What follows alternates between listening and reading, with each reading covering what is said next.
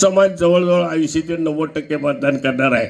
आता हा दोन मोठा समाज आहे आणि आमचा जैन समाज तुम्हाला सगळ्यांना बघितल्यावर मला सुद्धा असं वाटतंय की मी किती टक्के सांगावं आणि काय सांगावं हे सगळेच तुम्ही जैन समाजातले या ठिकाणी बसलात, तुम्ही सगळेजण मतदान करणार याची मला 100% खात्री आहे। आणि आपण तुमच्या दारात मी 2-2 वेळा सगळ्यांचे आलोय, कोणाच्याही दारात न येता राहिलो नाही आणि सगळ्यांना तुमची सगळ्यांची भूमिका मी पटवून सांगितली।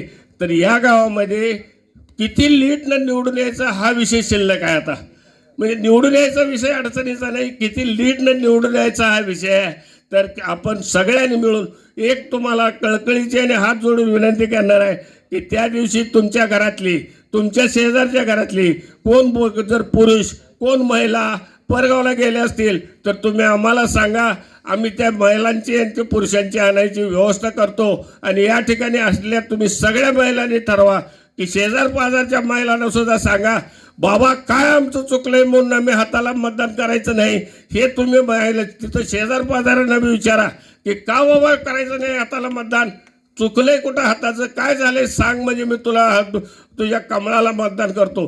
तर त्यानं काही सांगता येणार नाही त्याला, त्यासाठी तुम्ही सगळ्यांनी मायबाप तुम्ही सगळ्यांनी तुम्हाला हात जोडून मी कळकळीचे परत विनंती करतो। यावेळेला आमची ही तुम्हाला सांगण्याची मला वाटतंय अगदी शेवटची वेळ आली आहे आणि यावेळेला तुम्ही नक्की साथ देणार एवढीच मी अपेक्षा बाळगतो। आणि तुम्ही या ठिकाणी जमलात परत एकदा धन्यवाद देऊन